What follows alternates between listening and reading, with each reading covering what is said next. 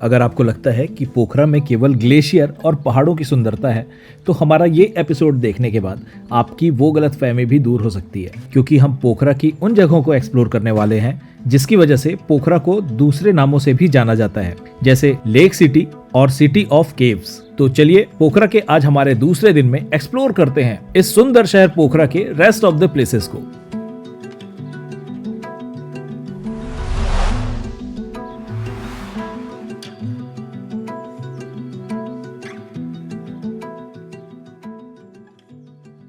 Good morning friends, आज second day है हमारा पोखरा में और आज अभी हम चेकआउट करने वाले हैं। चेकआउट करके हम प्रोबेबली यहाँ पे या तो सामान रख देंगे या सामान लेके हम यहाँ के साइट्स को एक्सप्लोर करने के लिए जाएंगे, जहाँ पे कुछ जगह बच गई है। यहाँ हम लेक के पास में ही हैं। लेक के अंदर बोटिंग करके मंदिर दर्शन के लिए जाने वाले हैं और उसके बाद यहाँ के म्यूज़ियम, यहाँ के कुछ हिली पॉइंट्स और यहाँ के कुछ प्लेसेस को एक्सप्लोर करने वाले हैं। फ्रेंड्स, अभी हम चेकआउट करते हैं और आपको ज्वाइन करते हैं। आपको अपडेट करते रहेंगे। Stay tuned and keep watching as explores. ले कितने का है? 50 का है।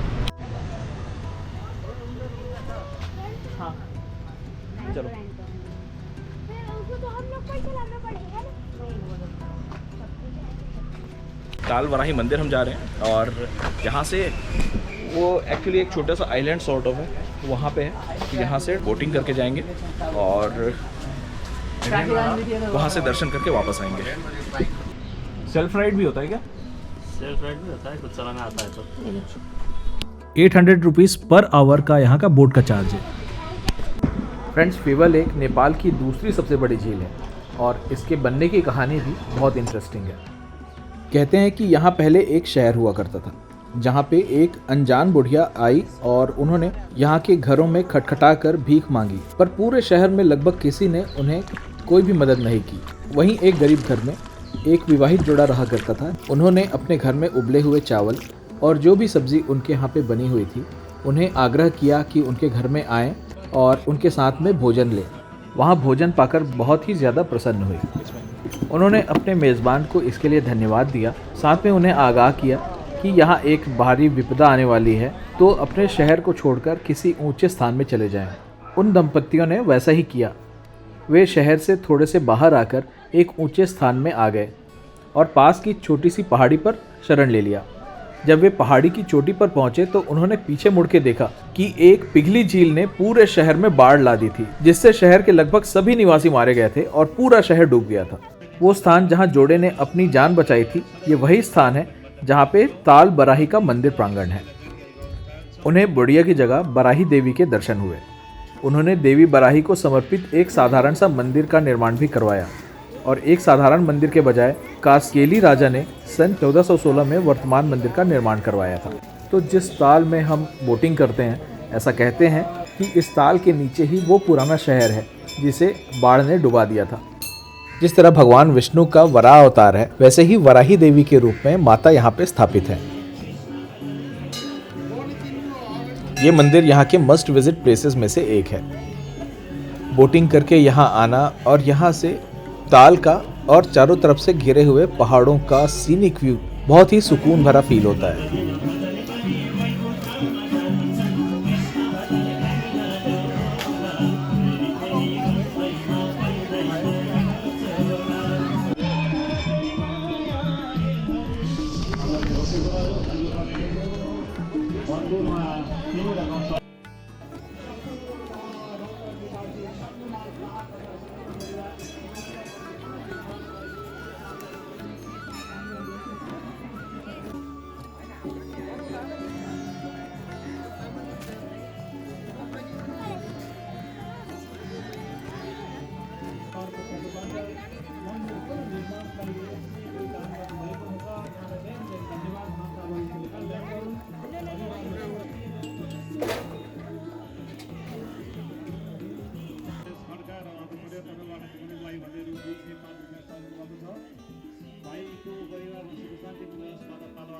फ्रेंड्स, अगर आप अपने टाइम को मैक्सिमम यूटिलाइज़ करना चाहते हैं और कुछ पैसे भी बचाना चाहते हैं, तो हम सजेस्ट करेंगे कि आप गंगा आरती वाली जगह से अपनी बोट को हायर करें, क्योंकि वहाँ से माता ताल बराही का मंदिर काफ़ी पास है। हम जहाँ से आए वहाँ से ये काफ़ी डिस्टेंस में था और मैनुअल बोट होने के कारण ये ज़्यादा टाइम टेकिंग भी होता है।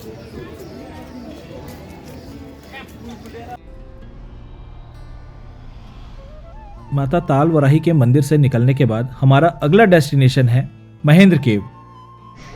फ्रेंड्स अभी हम महेंद्र केव आए हुए हैं। यहाँ पे केव्स बहुत है। प्रॉपर बाउंड्री वॉल बना के बहुत बड़ा कैंपस बनाया गया है और सौंदर्यीकरण किया गया है। फ्रेंड्स आज का हमारा दूसरा डेस्टिनेशन है महेंद्र गुफा।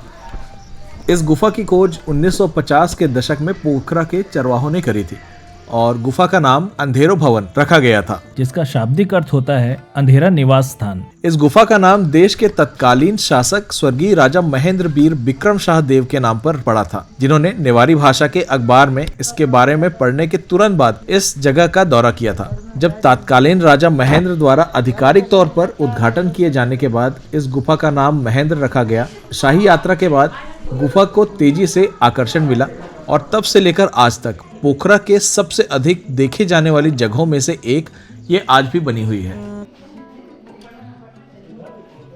तो काफी सारी सीढ़ियां नीचे उतरने के बाद फाइनली हम एंट्रेंस में हैं महेंद्र गुफा के। एंट्रेंस तो ठीक ठाक सा वाइड है, थोड़ा सा अंधेरा है, लेकिन आगे जाने के बाद हमें पता चलता है कि इलेक्ट्रिफिकेशन ऑलरेडी हो चुका है, तो जिसकी वजह से यहाँ पे अलग से आपको टॉर्च वगैरह जलाने की ज़रूरत नहीं है।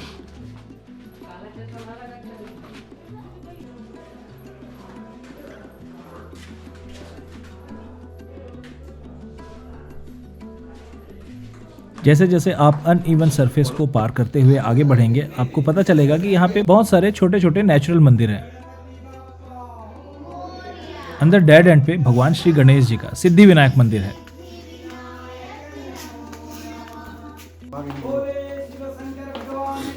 जय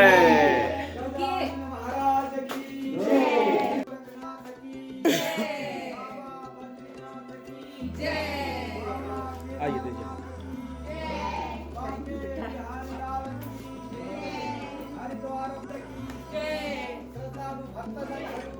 जय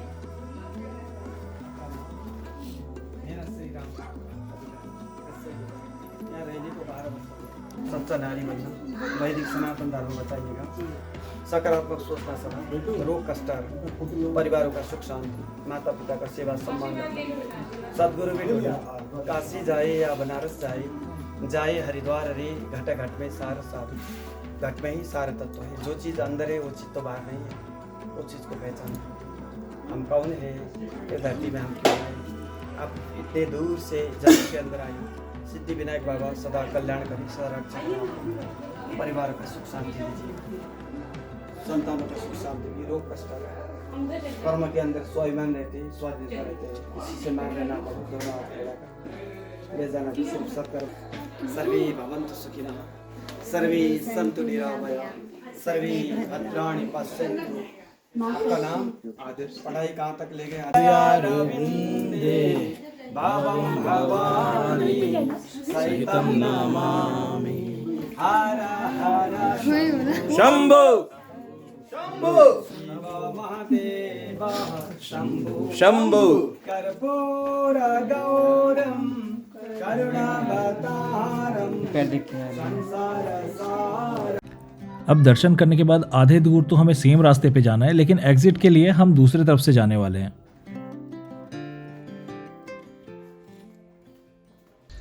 यह एक बड़ी चूना पत्थर की गुफा है और नेपाल में स्टैलेग्माइट्स और स्टैलेक्टाइट्स युक्त गुफा प्रणाली का एक दुर्लभ उदाहरण भी है।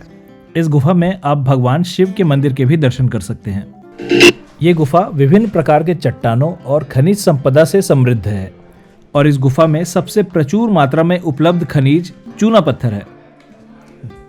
और जैसे ही हम गुफा में प्रवेश करते हैं, हमें कुछ बड़ी खड़ी सीढ़ियां उतरनी होती हैं जो कि फिसलन भरी है। अगर आप पूरी तरह से फिट हैं तो ही इस गुफा में जाने का प्रयास करें, क्योंकि यहाँ की बहुत सी अनइवन सीढ़ियाँ, बहुत से अनइवन सरफेस आपके फिटनेस को चैलेंज देने वाले हैं और स्पेशली यहाँ के दूसरे रास्ते से निकलते समय आपको बहुत सी मशक्कतों का सामना भी करना पड़ सकता है।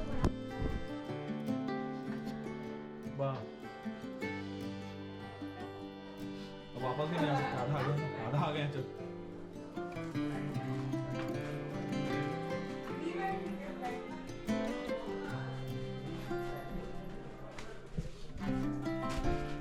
इतने अंदर आने के बाद भी कोई सफोकेशन वगैरह फील हमें नहीं हुआ।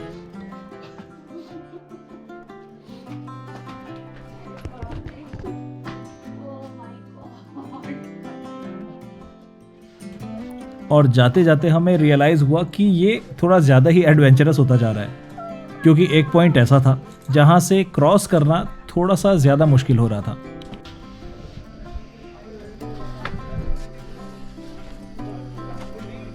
हाँ, बहुत ज़्यादा चैलेंजिंग है ये। हाँ, इससे इजी वाला रास्ता भी था, हमें पता नहीं था, लेकिन इससे इजी वाला भी रास्ता था, लेकिन हमें पता नहीं था। हम एग्जिट लिखा था, इधर आ गए। एंट्रेंस से ही आप एग्जिट करेंगे वो बेटर होगा, अगर आप बहुत ज़्यादा फिट नहीं है तो। फ्रेंड्स, महेंद्र केव से हम निकल गए हैं। काफ़ी अच्छा था वहाँ का एक्सपीरियंस। एग्जिट तो बहुत ही एडवेंचरस था। वहाँ से निकल के अभी हम जा रहे हैं bat cave.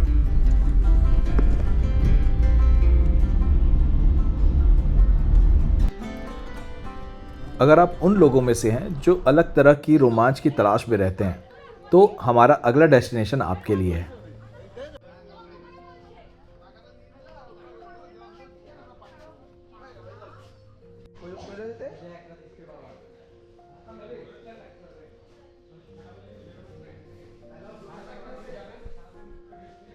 Entry ticket for foreigners 150, SAARC 80 and स्वदेशी 50, and for students it's 30। Friends, ये इमरजेंसी लाइट टॉर्च लेके हम जा रहे हैं अंदर। जैसे अभी महेंद्र केव में कुछ जगहों पे लाइट्स नहीं थी, तो बहुत थोड़ा सा चैलेंजिंग हो रहा था, बट यहाँ पे ठीक है। टिकट्स के साथ में इन्होंने ये लाइट भी दी है।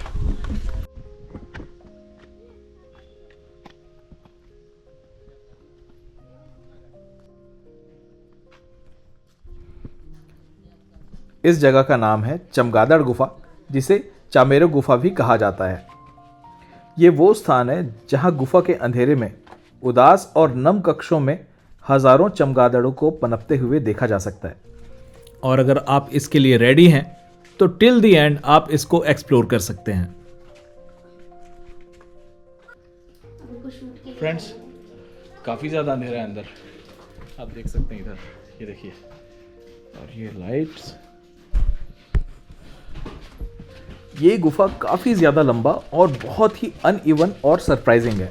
कहीं अंदर जाने के बाद आपको बहुत ही वाइड और चौड़ा स्थान मिलेगा, तो थोड़ी ही दूर जाकर आपको ऐसा महसूस हो सकता है कि आप किसी बिल के अंदर जा रहे हैं। तो कहीं पे थोड़ी ही दूर जाकर आपको ये महसूस हो सकता है कि पता नहीं आप यहाँ से निकल पाएंगे या नहीं। और यहाँ पे भी आपकी फिजिकल फिटनेस और रिस्क टेकिंग एबिलिटी का भी टेस्ट हो सकता है, क्योंकि यहाँ के गुफा ना सिर्फ सकरे और अनइवन से हैं, बल्कि काफ़ी ज़्यादा स्लिपरी भी हैं। तो अगर आप इसके लिए तैयार हैं तो सतह तक पहुँचने के लिए एक संकीर्ण शाफ्ट के माध्यम से अपना रास्ता बदल सकते हैं।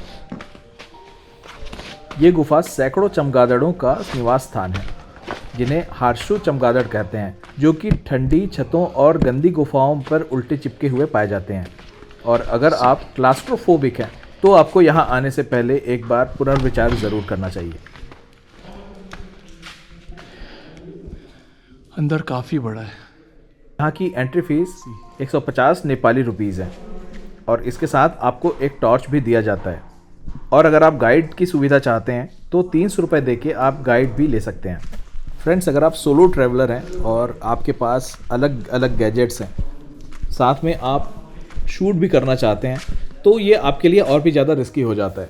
जैसे अभी मेरा एक हाथ कैमरे के साथ में है और दूसरे हाथ में टॉर्च है, और दोनों ऑक्यूपाइड हैंड्स के साथ में यहाँ पे मैनेज करना काफ़ी ज़्यादा चैलेंजिंग है। ऐसे तो मैं इस गुफा को पूरा एक्सप्लोर करना चाहता था, लेकिन एक पॉइंट ऐसा आया जहाँ पे आपके दोनों हाथ फ्री होने की सख्त ज़रूरत होती है। तो यहाँ पे मैंने डिसाइड किया कि यहाँ से मुझे यू टर्न लेके वापस चले जाना चाहिए।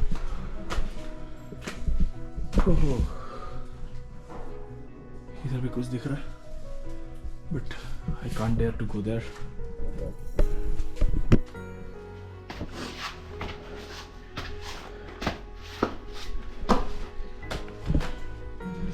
दोनों हाथ मेरे ऑक्यूपाइड है, एक में कैमरा है। फ्रेंड्स, दोनों हाथ ऑक्यूपाइड, एक में कैमरा है और एक में ये टॉर्च।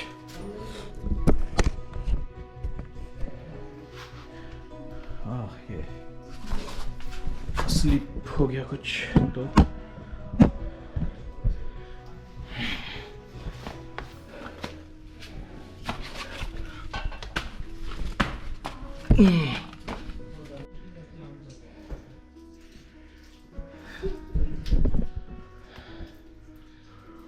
फ्रेंड्स देखिए, यहाँ पे वेट है पूरा रॉक जो है, और ऊपर से थैंक गॉड ये एग्जिट है बता रहे हैं, तो डेयर किया जा सकता है ऊपर जाने का। वेल, यहाँ का गुफा का एक्सपीरियंस काफ़ी ज़्यादा अच्छा है। अगर आप ऐसी चीज़ें एक्सप्लोर करना चाहते हैं तो यहाँ आपको ज़रूर आना चाहिए। बाय गॉड, एग्जिट यहीं से है ना? ऊपर से है बट बहुत छोटा छोटा होल है उसे। और कुछ नहीं है क्या, इतना ही है ना? ऊपर है। ओके फ्रेंड्स, आगे जाना काफ़ी ज़्यादा रिस्की लग रहा था क्योंकि हाथ भी फ्री नहीं था, और बाहर आगे बताया कि काफ़ी ज़्यादा वहाँ पे नैरो है, और 2-3 लोग थे, उन्होंने डिसाइड किया कि हम वापस जाएंगे यहाँ से। काफ़ी ज़्यादा रिस्की लग रहा था, वो स्लिपरी भी है, स्टोन्स भी इनके काफ़ी ज़्यादा फाइन है, तो स्लिप होने के चांसेस हैं।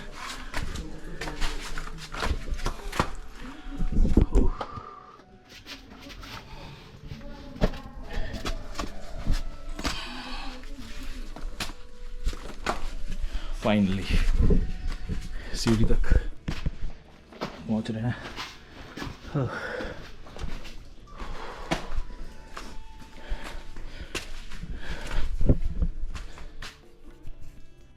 फिटनेस का लेवल इतना ख़राब हो चुका है कि मैं इतने में ही देखिए एग्जॉस्ट हो गया ऐसा लग रहा है। हाँ, फिलहाल कुछ ट्रैकिंग और क्लाइंबिंग तो ट्राई नहीं करी जा सकती। फ्रेंड्स ये देखिए एग्जिट है ये यहाँ का। मैं रिवर्स जाके आपको एक बार दिखाने की कोशिश करता हूँ। ये बिल्कुल खड़ी चढ़ाई जैसी है।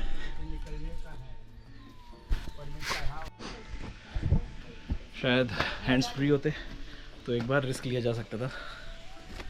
एनीवेज, यहाँ से हम जाएंगे अभी निवासनी मंदिर, और भी कुछ प्लेसेस हैं उसे एक्सप्लोर करने हैं। Stay tune. ओके, ये इंस्ट्रक्शंस लिखे हुए हैं जो हमने पूरे नहीं पढ़े थे।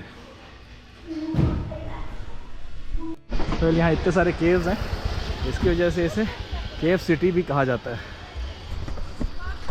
बैट केव से निकल के अभी हम जा रहे हैं सेती रिवर।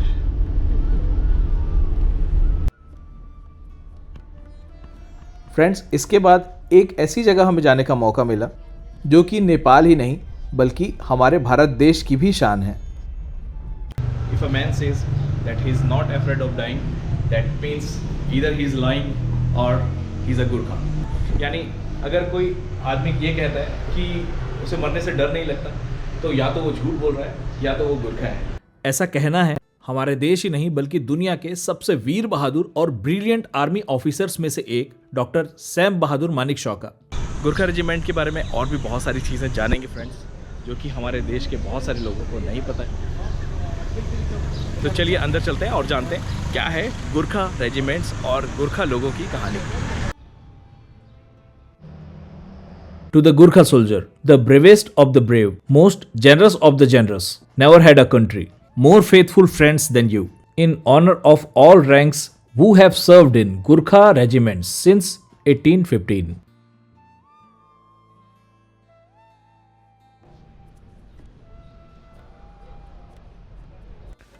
फ्रेंड्स, अगर आपको इस तरह की चीज़ों में इंटरेस्ट है तो आपको डेफिनेटली इस जगह पे आना चाहिए, ताकि आप उन सारे शूरवीरों को देख सकें, उनके बारे में जान सकें जिन्होंने अपने प्राणों की आहुति दे दी है हमारी रक्षा करने के लिए। हमारे देश के सबसे होनहार, ब्रिलियंट, जाबाज डॉक्टर सैम मानेकशॉ भी गुरखा रेजिमेंट से ही थे।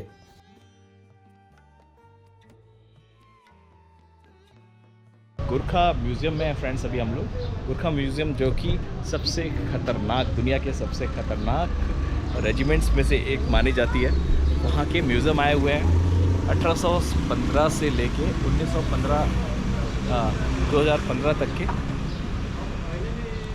सोल्जर्स को डेडिकेट करता हुआ इसे बनाया गया है। चलिए देखते हैं अंदर से ये कैसा है। 1947 में भारतीय स्वतंत्रता के समय ब्रिटेन, भारत, नेपाल त्रिपक्षीय समझौते की शर्तों के अनुसार 6 गोरखा रेजिमेंट, जो पहले ब्रिटिश भारतीय सेना का हिस्सा थी, भारतीय सेना का हिस्सा बन गई और तब से सेवा कर रही हैं। सैनिक मुख्य रूप से नेपाल के गोरखा जातीय समुदायों से हैं और आज़ादी के बाद 7वीं गोरखा राइफल्स और 10वीं गोरखा राइफल्स के समर्पित गोरखा सैनिकों को समायोजित करने के लिए 7वीं गोरखा राइफल्स रेजिमेंट को औपचारिक रूप से भारतीय सेना में फिर से स्थापित किया गया था, जिन्होंने ब्रिटिश सेना में स्थानांतरित नहीं होने का विकल्प चुना था। गोरखा रेजिमेंट्स ने दोनों विश्व युद्धों के दौरान राष्ट्रमंडल सेनाओं के हिस्से के रूप में एक प्रमुख भूमिका निभाई थी। पश्चिम में मोंटे कैसिनो से लेकर पूर्व में रंगून तक कार्रवाई की और व्यापक युद्ध सम्मान भी अर्जित किए। उत्तरी अफ्रीका अभियान के दौरान भी जर्मन अफ्रीका कोर्प्स ने नेपाली चाकू खुखरी चलाने वाले गोरखाओं को सम्मान दिया था और आज़ादी के बाद से गोरखाओं ने भारतीय सेना से जुड़े हर बड़े अभियान में लड़ाई लड़ी और उन्हें कई युद्ध और थिएटर सम्मान से भी सम्मानित किया गया। गोरखा रेजिमेंट ने परमवीर चक्र, महावीर चक्र जैसे कई वीरता पुरस्कार भी जीते हैं। स्वतंत्र भारतीय सेना के पहले field marshal doctor Sam Manekshaw को आज़ादी के बाद 8 गोरखा रेजिमेंट ने अपने कर्नल ऑफ द रेजिमेंट के रूप में अपनाया था।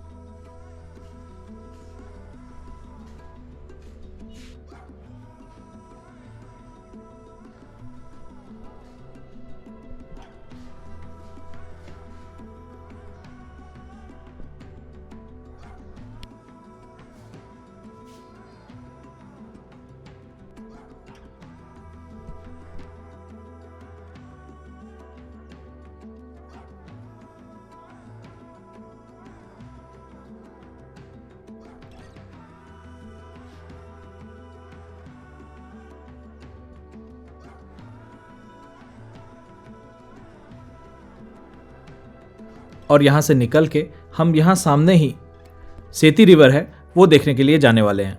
120 रुपीज़। सेती गॉर्ज रिवर अभी देखने के लिए हम आए हुए हैं। वहाँ हमारे जो ड्राइवर भी हैं उन्होंने बताया कि ये काफ़ी अच्छी जगह है और यहाँ पे काफ़ी नीचे जाके नदी अंदर पाताल में प्रवेश कर जाती है सॉर्ट ऑफ कुछ। चलिए जाके देखते हैं कि कैसा है ये।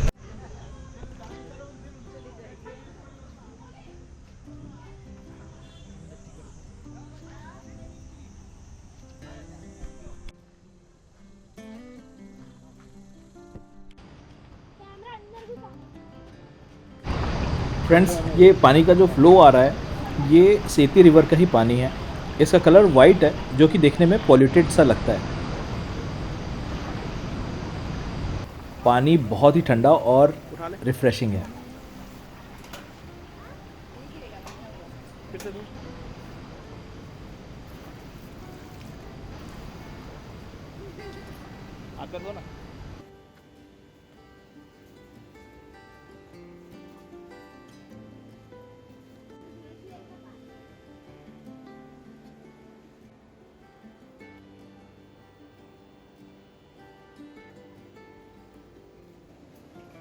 यहाँ ऐसा ब्रिज सा बना हुआ है और जो कि आगे जाके ये नदी आगे वाटरफॉल क्रिएट करती है।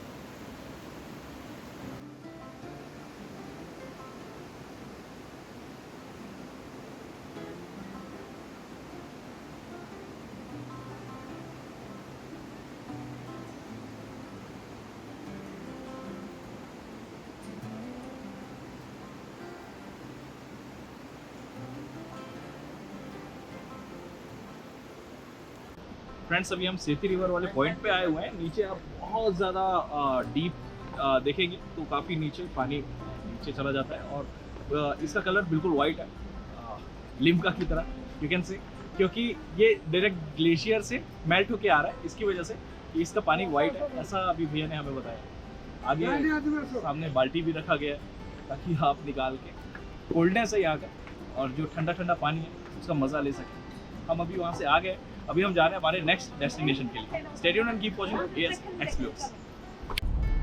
और यहाँ से हमारा अगला डेस्टिनेशन है माता विंध्यवासिनी का मंदिर।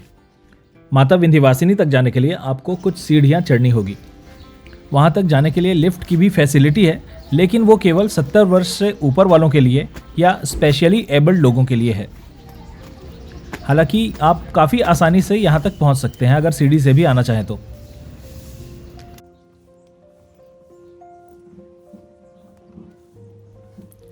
ये मंदिर माता भगवती को समर्पित किया गया है, जो कि माता काली का ही अवतार हैं। परिसर में अन्य देवी देवताओं जैसे माता सरस्वती, भगवान शिव, हनुमान जी और गणेश जी के मंदिर भी हैं।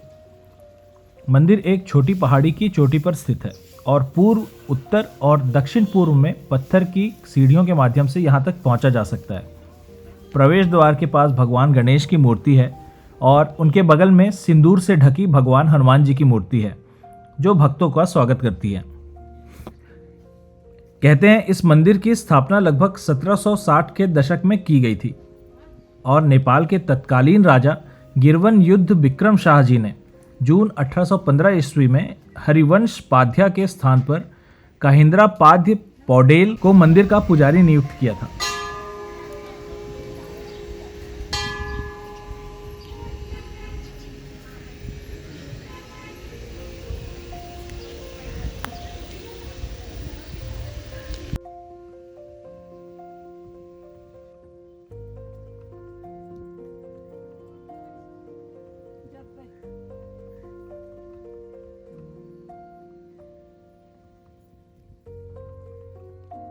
देवी विंध्यवासिनी को आमतौर पर मिरुआ के निवासी देवकी और वासुदेव की 8वीं संतान यानी भगवान श्री कृष्ण की प्रतिस्थापना मानते हैं।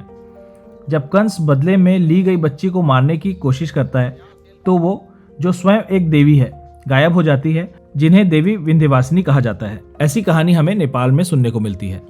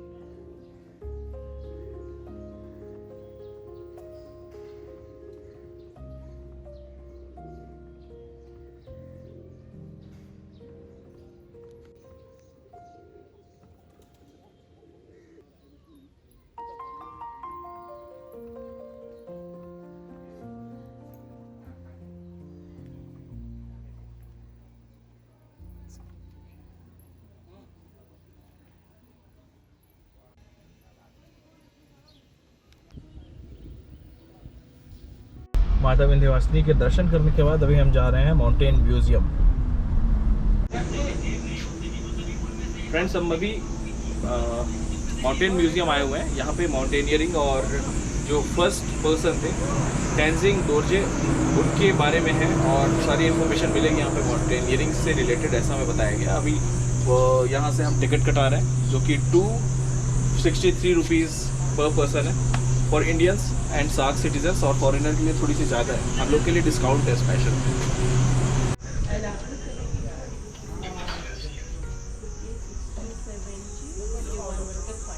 Okay, thank you. ये सोई कोई तो बहुत सुंदर है, यहाँ की कॉइन्स बहुत सुंदर गोल्ड कॉइन जैसे नज़र आ रही है। फ्रेंड्स, जब भी आप माउंटेन या हिल स्टेशन में आओ तो उससे पहले अगर आपकी प्रैक्टिस नहीं है तो कम से कम थोड़ी सी स्टेमिना बिल्ड करके आना ज़्यादा सही है, नहीं तो बहुत जल्दी थकान लग जाती है। बहुत सारे केव्स हैं, बहुत सारे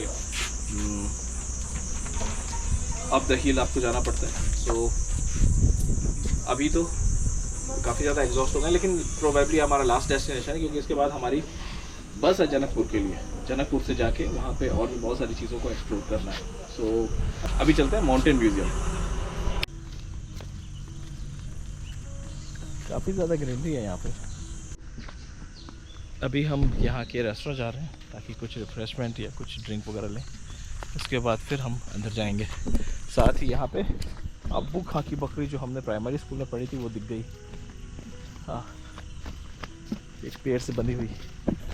और ये यहाँ का कैफेटेरिया और रेस्टोरेंट है जो कि दिखने में बहुत ही सुंदर, रस्टिक और नॉस्टैल्जिक फील देता है।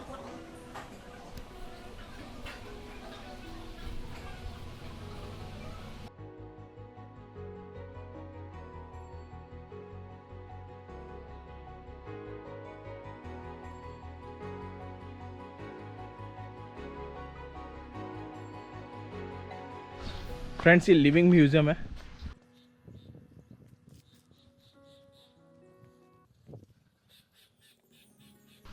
अंदर हमने ऑलरेडी फुटेज लिया हुआ है और अभी हम जा रहे हैं माउंटेन म्यूज़ियम। लिविंग म्यूज़ियम मतलब जैसे हमारे यहाँ पे घर होते हैं पुराने गाँव के, और मिट्टी के घर होते हैं या पत्थर के घर होते हैं, और पुरानी जो चीज़ें रखी होती हैं वैसा ही है। पुरानी संदूक, पुराने बर्तन एंड ऑल, वही सब रखा हुआ है। फ्रेंड्स, हमारा अगला डेस्टिनेशन एडवेंचर स्पोर्ट्स और माउंटेनियरिंग करने वालों के लिए तो जन्नत जैसा साबित हो सकता है, क्योंकि यहाँ आकर उनको ऐसी ऐसी चीज़ों की डॉक्यूमेंट्री और डॉक्यूमेंटेशन मिलेगी जो उन्हें माउंटेनियरिंग से रिलेटेड बहुत सारी चीज़ों की जानकारी देती है। तो हम पहुँच चुके हैं अंतर्राष्ट्रीय पर्वत संग्रहालय, जो कि नेपाल के पोखरा में स्थित है और दुनिया के पहाड़ों और इन क्षेत्रों के लोगों का दस्तावेजीकरण यानी कि डॉक्यूमेंटेशन करता है। इसकी स्थापना सन 2002 में करी गई थी। पर्वतीय क्षेत्रों के सांस्कृतिक पहलुओं को संरक्षित करने और प्रस्तुत करने के लिए नेपाल पर्वतारोहण संघ की पहल के साथ इसे शुरू किया गया। फ्रेंड्स, अंदर फोटोग्राफी वीडियोग्राफी अलाउड नहीं है, लेकिन अगर आप एडवेंचर स्पोर्ट्स या माउंटेनियरिंग के शौकीन हैं तो आपके लिए ये जन्नत साबित हो सकता है। आप जब भी पोखरा आएँ तो यहाँ विज़िट करना बिल्कुल भी ना भूलें। फ्रेंड्स, अगर आप माउंटेनियरिंग के शौकीन हैं या कभी ऐसा कुछ प्लान कर रहे हैं, ऐसा कुछ एडवेंचर आपको पसंद है, तो आपको शायद अच्छा लगे यहाँ पे माउंटेन म्यूज़ियम में आके।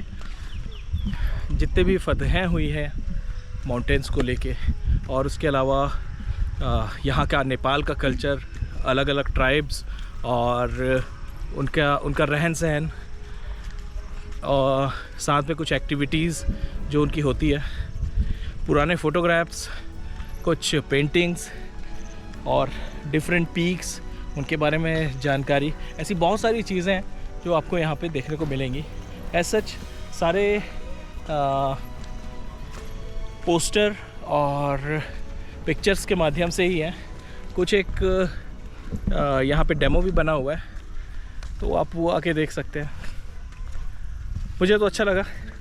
बहुत सारे लोगों को जिनको म्यूज़ियम बहुत ज़्यादा एंजॉय नहीं कर पाते, उनको शायद मज़ा ना आए, लेकिन अगर आप थोड़े से भी ऐसे इन्फॉर्मेशन आपको लेना पसंद है, आपको थोड़ा सा भी ऐसा इन्फॉर्मेशन पसंद है, और एवरेस्ट के बारे में, नेपाल के बारे में, यहाँ के कल्चर के बारे में जानना चाहते हैं, तो आप यहाँ पे आ सकते हैं।